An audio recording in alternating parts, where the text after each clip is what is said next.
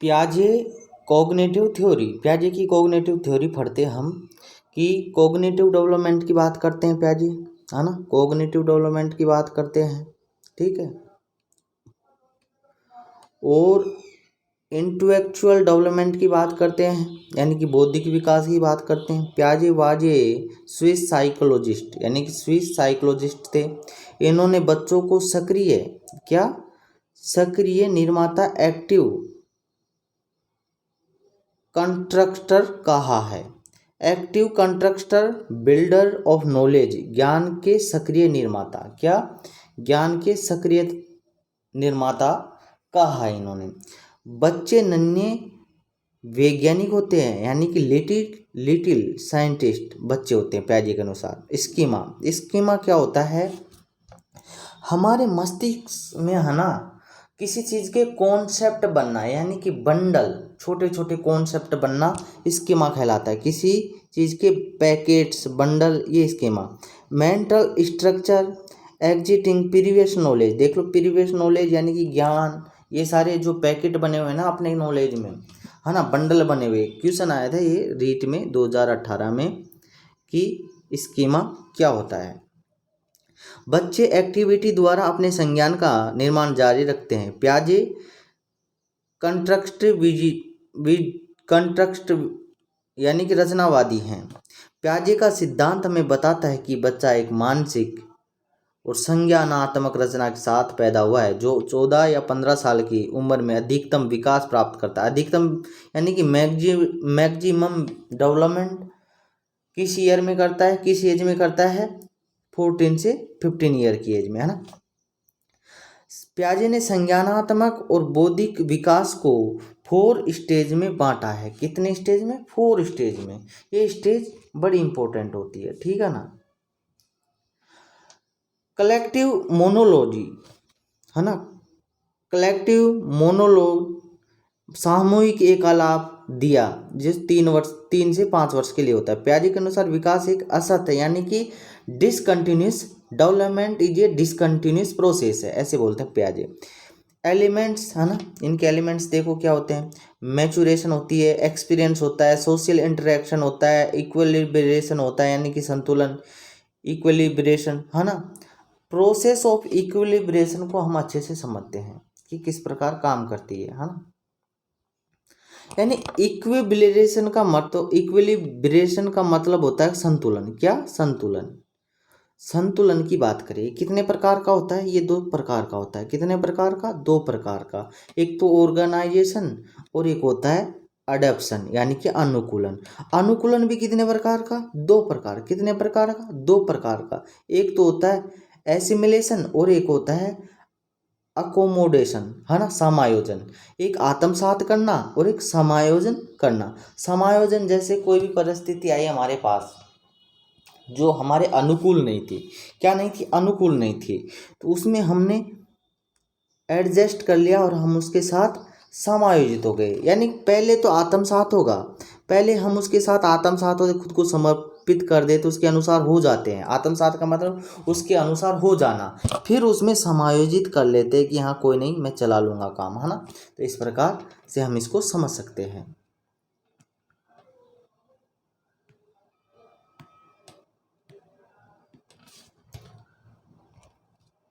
अब पियाजे जी ये किस प्रकार काम करता है? प्रोसेस ऑफ अडॉप्शन की बात करें तो ये किस प्रकार काम करता है? देखो, नई स्थिति आ गई अपने पास, है ना, नई स्थिति आ गई, फिर उसमें असंतुलन होगा, है ना, असंतुलन होगा, फिर उसमें अकोमोडेशन होगा, यानी कि समायोजन करना पड़ेगा। फिर क्या करना पड़ेगा? फिर वापस से एसिमिलेशन करना पड़ेगा, यानी जोड़ना, आत्मसात करना पड़ेगा, फिर संतुलन आएगा, फिर वापस नई स्थिति कोई आ जाएगी दूसरी। फिर इस प्रकार ये प्रोसेस चलती रहती है ना। तो ये प्रोसेस इस प्रकार काम करती है।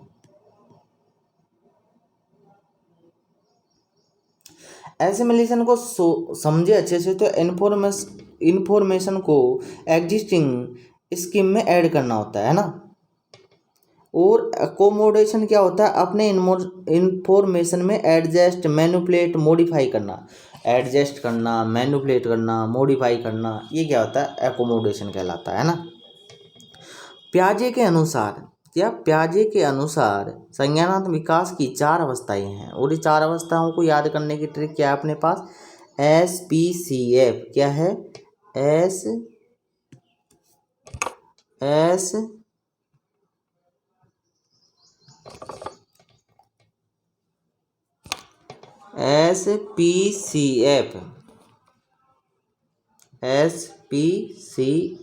से हम इसे याद कर सकते हैं।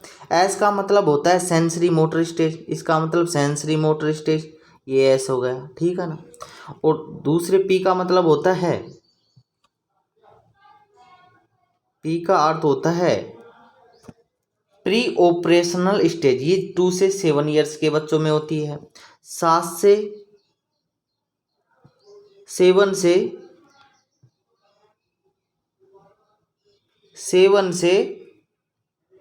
11 ईयर है ना, 7 से 11 ईयर की बात करें हम तो ये होती है, और 11 से 15 ईयर्स ये होती है। कौन कौन सी? फॉर्मल ऑपरेशन स्टेज तो ये हो गई है ना, जिसको ऐप से याद कर सकते हैं। कॉन्क्रीट ऑपरेशन स्टेज हो गई अपने पास 7 से 11 ईयर्स है ना, बच्चों में होगी।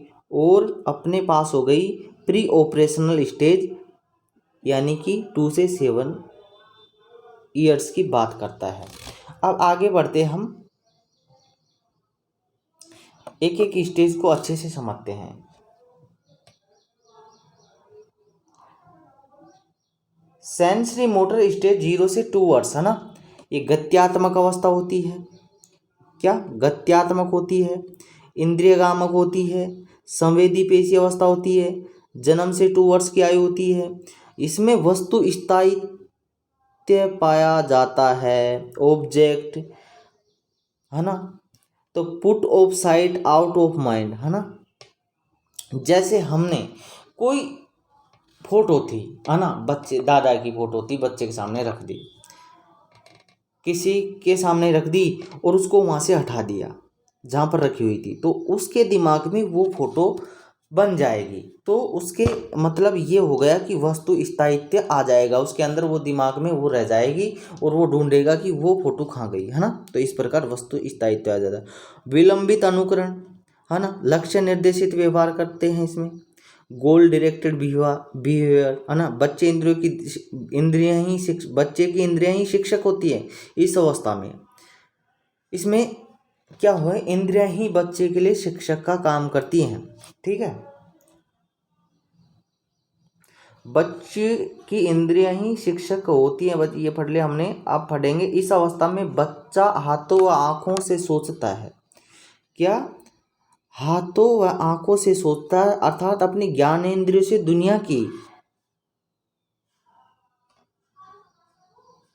दुनिया की समझ विकसित करता है।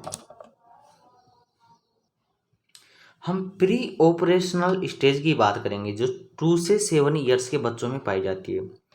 पूर्व संक्रियात्मक अवस्था बोलते हैं इसे। लैक्स लॉजिक यानी तर्क शक्ति में कमी होती है। लैक्स रिवर्सिबिलिटी यानी ऐसे नहीं पानी बर्फ बन सकता है, और बर्फ पानी की यानी कि पानी तो बर्फ बन गया, लेकिन बर्फ क्या पानी में आ सकती है वापस, ये समझ उनमें, यानी कि रिवर्सेबल प्रोसेस उसमें बच्चों में इसकी समझ नहीं होती है, ठीक है ना। एनिमिज्म होते हैं, निर्जीव सजीव में अंतर नहीं कर पाते हैं। ईगोसेंट्रिज्म होते हैं, इस अवस्था में बच्चे को लगता है कि जैसा मैं सोचता हूँ वैसा ही पूरी दुनिया सोती है। जैसे उसने देख लिया कि उसकी दादी के सफ़ेद बाल हैं तो वो सोचता है कि अब पूरी दुनिया के सफ़ेद बाल हैं, ठीक है। और सिंबॉलिक थॉट यानी कि कौन सा ज्ञान होता है इनमें? ABCD यानी कि सिंबल का, A ऐसे लिखा जाता है, B ऐसे लिखा जाता है, C ऐसे लिखा जाता है, D ऐसे लिखा जाता है, यानी कि ये जो मतलब इनको सिर्फ फिगर याद रहता है, ठीक है। लैक्स ऑफ कंजर्वेशन संरक्षण, बच्चों को ऐसा एहसास होगा कि ये कोई एक क्या था, हमने मान लिया बीकर था जिसमें A में ज़्यादा पानी है जबकि दोनों में समान है। ये देखो, ये बात ये क्या कहना चाहता है, मैं आपको अच्छे से बताऊं। ये बात ये कहना चाहता है कि ये दो अपने पास बीकर है ना, दो अपने पास बीकर हैं A और B, कौन कौन सा, ए और बी, इनमें मैंने समान पानी ले लिया है ना। और बच्चे को, ये तो बड़ा बर्तन ले लिया और ये लंबा ले लिया लंबाई में। अब बच्चे को दिखाया तो बच्चे को क्या लगता है, बच्चे को ये लगता है कि बड़े बर्तन में बड़ा पानी, मतलब ज़्यादा पानी आएगा, बड़ा बर्तन है उसमें ज़्यादा पानी आ सकता है। छोटे, ये छोटा दिखाई दे, लंबा है लेकिन ये छोटा दिखाई दे रहा है, उसे लगता है कि ये छोटा है, इसमें छोटा यानी कि छोटी मात्रा आएगी। तो इस प्रकार बच्चे को लगता है, वो सोच नहीं पाता है कि दोनों में ही सेम क्वांटिटी है ना, वो फर्क नहीं कर पाता। ये होता है लैक्स ऑफ कंजर्वेशन, है ना। तो सेंट्रेशन, केंद्रीकरण होता है ना बच्चों में। अब हम पढ़ते हैं कॉन्क्रीट ऑपरेशनल, कौन सी अवस्था, कॉन्क्रीट ऑपरेशनल, है ना। 7 से 11 वर्ष के बच्चों में पाई जाती है। मूर्त संक्रियात्मक अवस्था बोलते हैं इसे।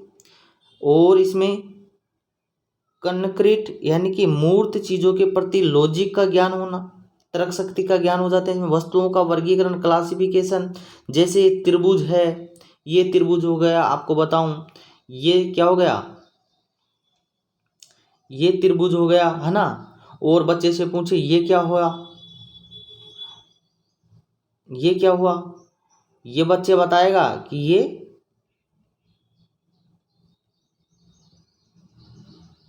ये आयत हो गया, है ना। और बच्चे से पूछे ये क्या हो गया, और बच्चे से पूछे ये क्या हो गया, ये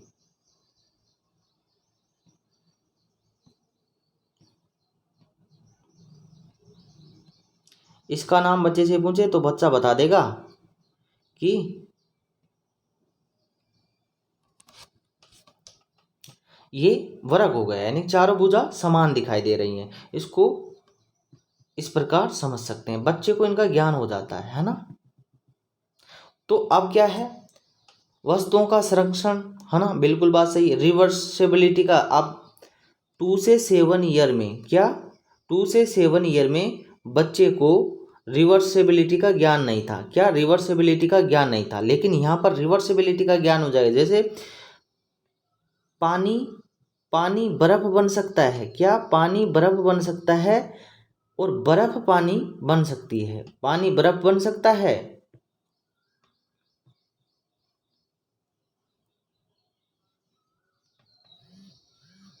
पानी बर्फ बन सकता है और बर्फ फिर से पानी बन सकती है, ये ज्ञान बच्चों को हो जाता है। वस्तुओं को सजाना, बढ़ते घटते क्रम में ये ज्ञान हो जाता है, और विकेंद्रीकरण हो जाता है उनमें, है ना। अब ये ट्रिक याद करेंगे, CCS ट्रिक है ये। कंजर्वेशन होता है इनमें, क्लासिफिकेशन कर पाते हैं, वर्गीकरण कर पाते हैं, और सीरिएशन कर पाते हैं, ठीक है ना। अब आगे बढ़ते हैं। फॉर्मल ऑपरेशनल स्टेज की बात करें तो ये अमूर्त चिंतन, एब्स्ट्रैक्ट यानी कि अमूर्त चिंतन की बात करता है। इसमें लॉजिक आ जाता है, क्या आ जाता है, लॉजिक आ जाता है, कॉन्सेप्ट को समझना आ जाता है, बच्चों को आसानी से कॉन्सेप्ट समझ में आ जाते हैं, है ना। और परिकल्पनात्मक निगमनात्मक तर्क भी लगा लेता है बच्चा, और निगमनात्मक चिंतन भी, डिडक्टिव रीजनिंग भी कर पाता है।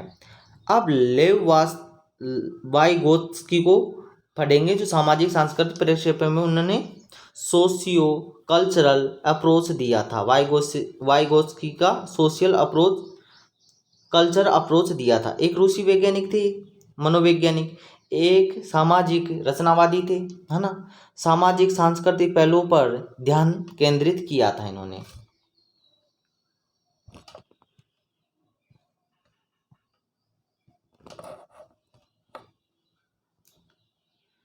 इनका कहना है कि लेव वाइगोत्स्की का कहना है कि सामाजिक सृजनवाद का जनक, कहना नहीं, ये सामाजिक सृजनवाद का जनक कहलाते हैं।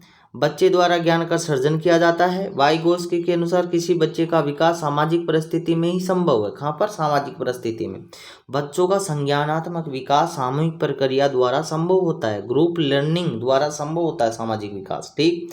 बच्चे सामाजिक अंतःक्रिया, ये बड़ा इंपॉर्टेंट, अंतःक्रिया द्वारा सीखते हैं, सोशल इंटरैक्शन, है ना, इंटरैक्शन, है ना। वाइगोत्स्की के अनुसार विकास एक सतत प्रक्रिया जो जीवन पर्यंत चलती है। डेवलपमेंट इज कंटिन्यूअस, कौन बताता है ये, ये बताते हैं वाइगोत्स्की, है ना। विकास एक सामाजिक प्रक्रिया जो सामाजिक अंतक्रिया पर निर्भर करती है तथा सामाजिक अधिगम के फलस्वरूप संज्ञानात्मक विकास संभव होता है। Cognitive development through social interaction, process of internalisation यानी कि आंतरिकरण की प्रक्रिया। वाइगोत्स्की के तीन महत्वपूर्ण पहलू हैं। वाइगोत्स्की के तीन महत्वपूर्ण पहलुओं पर बात करते हैं हम।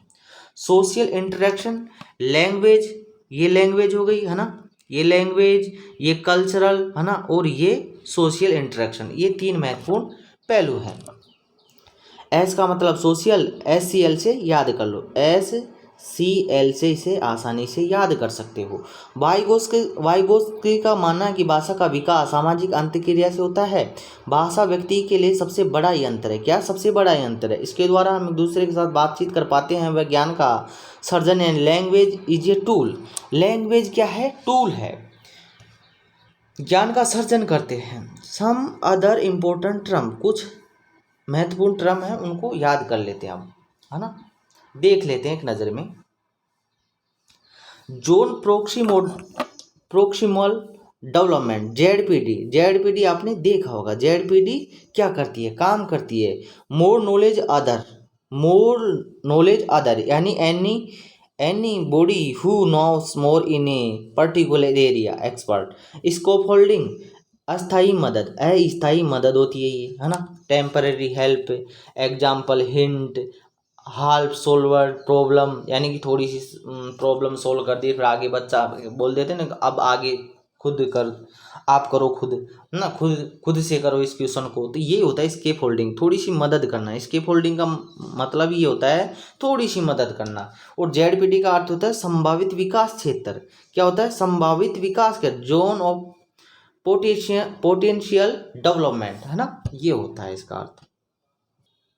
जेडपीडी स्केप होल्डिंग MKO को एक साथ समझते हैं। MKO ये फादर है ना, ये पिता है बच्चे का, पापा, है ना। तो ये काम कर रहा है MKO का, है ना। स्केप होल्डिंग साइकिल को पकड़ना। स्केप होल्डिंग क्या है? साइकिल को पकड़ रहा ना पापा, थोड़ी सी मदद कर रहा है, फिर बच्चे खुद से चलाएगा आगे जाके, तो ये होती है स्केप होल्डिंग, है ना। जेडपीडी क्या होती है? जेडपीडी बालक को मदद मिलने पर सीखने का दायरा बढ़ जाता है। जेडपीडी यानी कि संभावित क्षेत्र होता है, अब बच्चा ज़्यादा सीखेगा, है ना। तो अब क्या, भाषा के तीन रूप होते हैं, ये पढ़ते हैं। सोशल स्पीच जो 2+ वर्ष यानी कि सामाजिक वाक 2 से अधिक वर्ष के उम्र के बच्चों में पाया जाता है, और दुनिया में बात करना, है ना। प्राइवेट स्पीच यानी खुद से बात करना, ठीक है, 3 से ऊपर के बच्चों में पाए जाते हैं, 3+, है ना। और साइलेंट इनर स्पीच यानी मौन आंतरिक वाक 7 से ऊपर के बच्चों में पाई जाती है, मन में बात करना, है ना। ये बात हो गई। अब थोड़ा सा आगे बढ़ते हैं। Some other important term, ZPD देख लिया हमने, जोन ऑफ प्रोक्सिमल डेवलपमेंट, है ना, जेडपीडी। जिस दायरे में किसी की मदद से बच्चे का संभावित विकास, किसी की मदद से, क्या, अभी देखा साइकिल के पीछे कौन था? पापा था। वो क्या कर रहा था? मदद कर रहा था, और संभावित विकास हो रहा था, है ना। मोर नॉलेज लेबल अदर, कोई छोटा या बड़ा द्वारा ज्ञान ग्रहण करना, है ना, ये होता है। स्केप होल्डिंग टेम्पररी हेल्प यानी कि क्षणिक मदद होती है, ये तब तक जारी रहेगी जब तक हम खुद वो काम न करने लगे। तो ये मतलब साइकिल चलानी है, अभी देखा हमने, अगर हम साइकिल जब तक चलाना अपन को साइकिल नहीं आएगा तब तक बस पापा पीछे से हेल्प करता रहेगा। ये तब तक काम करती है जब तक हम साइकिल चला नहीं ले अपने से, है ना। तो ये तब तक काम करती है। कुछ टर्म देख लो। कोलोबरेटिव प्रोजेक्ट, कोऑपरेटिव लर्निंग, ये समूह में सीखना होता है ना। रेसिप्रोकल टीचिंग, है ना। और पीयर ट्यूटोरिंग और असिस्टिव लर्निंग, है ना, ये होती है बातें। कोलब्रग का नैतिक विकास का सिद्धांत देखते हैं हम, है ना। थ्योरी ऑफ कोलब्रग्स मोरल डेवलपमेंट, है ना। इन्होंने अपने प्रयोग में इन्होंने अपने प्रयोग में पूर्ण रूप से पुरुषों को लिया।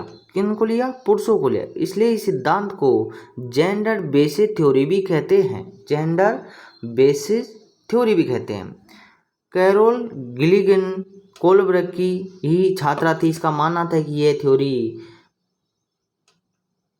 यानी नारीवादी नैतिकता का ध्यान नहीं रखती है, ठीक है ना, यानी कि पुरुषों पर ही ध्यान दिया था। सही गलत को पहचानना इसके अंतर्गत आता है। सही गलत को पहचानना क्या कहलाती है? नैतिकता कहलाती है। नैतिक तर्क यानी कि मोरल डिसीजन लेने के लिए जो थिंकिंग का प्रयोग करते हैं उसे मोरल रीजनिंग कहते हैं, ठीक है। नैतिक तर्क दुविधा वाले सिचुएशन में फैसला लेने के लिए जो तर्क शक्ति का उपयोग करते हैं नैतिक तर्क कहलाता है, मोरल रीजनिंग, है ना। कोलब्रग का नैतिक विकास का सिद्धांत जीन पियाजे का संज्ञानात्मक विकास सिद्धांत से इंस्पायर्ड है। कहाँ से इंस्पायर्ड हुए थे कोलब्रग? जीन पियाजे से। कोलब्रग ने विभिन्न प्रयोगों के बाद ये बताया कि व्यक्ति में नैतिक विकास का मुख्य स्तरों से होकर गुजरता है। प्रत्येक स्तर की दो दो अवस्थाएं होती हैं। कितनी कितनी अवस्थाएं होती हैं?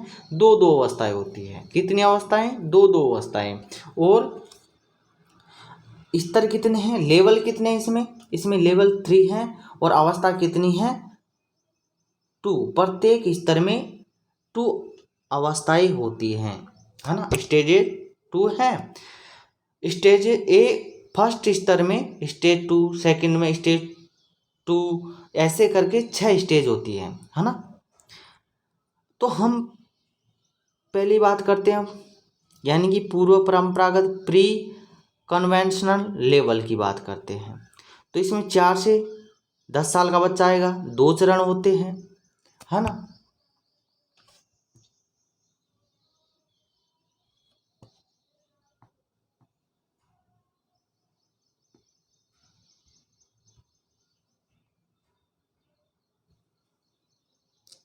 जैसे आज्ञाकारिता और दंड अभिन्यास को बोलते हैं। स्टेज फर्स्ट देखो ये, है ना। स्टेज फर्स्ट में आ गया आज्ञाकारिता और दंड अभिन्यास, यानी कि पनिशमेंट, ये बात हो गई, है ना। तो ये पनिशमेंट मिल रहा है, आज्ञाकारी कर रहा है बच्चा, आज्ञा का पालन कर रहा है ना। तो ये बात हो गई इसमें।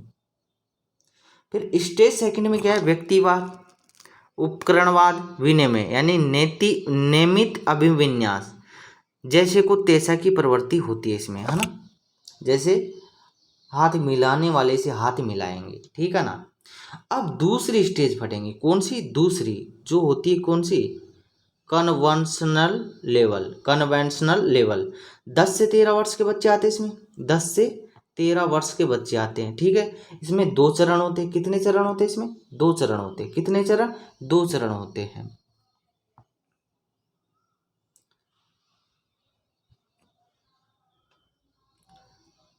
अब स्टेज थर्ड की बात कर लेते हैं, है ना।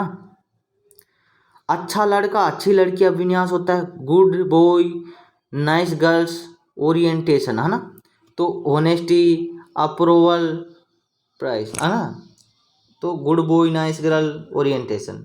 और स्टेज फोर्थ में क्या? कानून व्यवस्था। हम स्टेज फोर्थ की बात करें यानी कि कानून व्यवस्था अभिन्यास, इसमें अपराधीकरण सामाजिक व्यवस्था बनाए रखने की बात करते हैं बच्चे। Rules are rules they can be broken, यानी कि रूल ही होते हैं, इनको तोड़ नहीं सकते बच्चे। अब करते हैं हम किसकी बात? उत्तर पारंपरिक यानी कि post conventional level. Post conventional level की बात करें हम तो उच्चतर आयु सीमा के बच्चे आएंगे, यानी 13 ईयर्स के अबोव वाले आएंगे। 2 चरण होते हैं इसमें भी। कितने चरण होते हैं? 2 चरण होते हैं।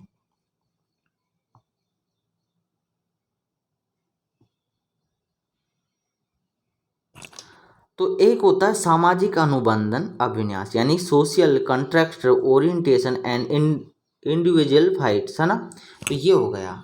तो सोशल कॉन्ट्रैक्ट एक बात हो गई है। स्टेज ये 5th है। सैद्धांतिक अंध सार्वभौमिक नैतिक प्रमुख अभिविन्यास, है ना। यूनिवर्सल एथिकल प्रिंसिपल, ठीक है। ये इसका 5वां चरण हो गया। 6ठा चरण में क्या है? महात्मा गांधी की फोटो दे रखी है। तो हेंज दुविधा का प्रयोग सारांश। हेंज इसमें क्या? हिंज की पत्नी की जान बचाने के लिए चोरी करना सही या गलत था। बच्चों से प्रश्न किया गया कि कहानी सुनाई गई पहले तो कि एक बच्चा है, हेंज की पत्नी है ना, हेंज की पत्नी है, हेंज की पत्नी है और वो बीमार हो जाती है ना। अब डॉक्टर उसे बोलते हैं कि तुझे दवाई लेकर आना है, इसकी जान बचानी है, और उसके पास पैसे भी नहीं है। अब वो चोरी करने जाता है, क्या करने, चोरी करने जाता है। अब वो सोचता है मैं चोरी करूं तो मुझे दंड मिलेगा, ये भी ज्ञान उसे, अगर चोरी करूंगा तो दंड मिलेगा, अगर चोरी नहीं करूंगा तो मेरी जो वाइफ है उसकी जान चली जाएगी। तो वो क्या करे इस दुविधा में, तो वो आखिरकार कौन सी चीज, अब बच्चों से प्रश्न किया जाता है कि वो उसे करना क्या चाहिए, तो ये नैतिक दुविधा वाले क्वेश्चन होते हैं। इस प्रकार नैतिक तर्क यानी कि नैतिकता का विकास होता है बच्चों में ऐसे क्वेश्चनों से। तो ये हेंज की दुविधा नामक बहुत प्रसिद्ध कहानी है ना।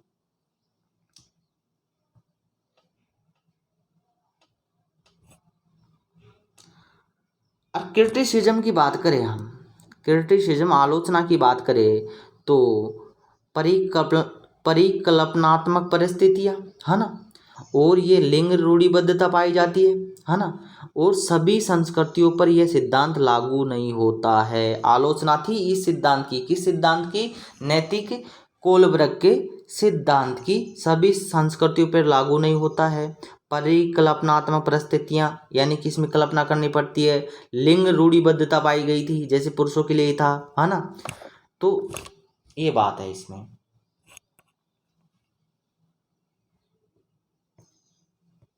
समावेशी शिक्षा की बात करें है ना, तो समावेशी शिक्षा होती क्या है कि बच्चे को कोई चीज़ में तकलीफ है, यानी कि कोई बच्चा विकलांग है और हमें किस क्लास में बैठाना उसको, मतलब जिसमें विकलांग बच्चे नहीं हैं उस क्लास में बैठाना है, यानी कि उसको समावेशित कक्षा में बैठाना है, यानी कि हमें उसे उसी कक्षा में बैठाएंगे। कोई बच्चे में सुनने में दिक्कत है तो हम समावेशन का कार्य करेंगे है ना, ये होता है समावेश, यानी कि एडजस्टमेंट करना ही समावेशन कहलाता है। पृथक्करण प्रकृति के नियमों के विरुद्ध है और संयुक्त राष्ट्र संघ 1993 में सभी को समान अवसर के द्वारा सभी वंचितों की शिक्षा कराने का सभी राज्यों को आवश्यक दायित्व सौंपा गया, जिसके अंतर्गत सभी वंचित वर्ग शारीरिक रूप से अक्षम, अंधत्व, बधिर, विकलांग, बौद्धिक स्तर पर वंचित, संवेदी, मांसपेशियां, अस्थि, अन्य विकलांग, भाषा, बोली, कामगार, जातिगत समूह, धार्मिक, अल्पसंख्यक, स्त्री पुरुष भेदभाव को दूर करके, यानी कि समावेशी क्या है, भेदभाव को दूर करना और उन्हीं बच्चों में शामिल करना जो नॉर्मल होते हैं है ना, उन्हीं बच्चों में शामिल करना, ये होता है समावेशी शिक्षा। संविधान के 86वें संशोधन के अनुसार भारत में 6 से 14 वर्ष के बच्चों को निःशुल्क शिक्षा का अधिकार प्राप्त है। ये क्वेश्चन रीट में आ चुका है, कई बार आ चुका है, ये याद रख लेना, ये आता रहता है, सीटेट में भी आता रहता है ना। असक्षमता के यानी कि डिसएबिलिटी के टाइप देखते हैं हम क्या होते हैं। डिसएबिलिटी होती क्या है, कितने प्रकार की होती है। विजुअल डिसेबिलिटी हो सकती है ना, विजुअल हो सकती है, और ऑडिटरी डिसेबिलिटी हो सकती है, इंटेलेक्चुअल डिसेबिलिटी हो सकती है, इंटेलेक्चुअल है ना, मानसिक अक्षमता है ना, अक्षमता, गामक यानी कि लोकोमोटर डिसेबिलिटी, और लर्निंग डिसेबिलिटी हो सकती है। अधिगम अक्षमता के प्रकार पढ़ेंगे।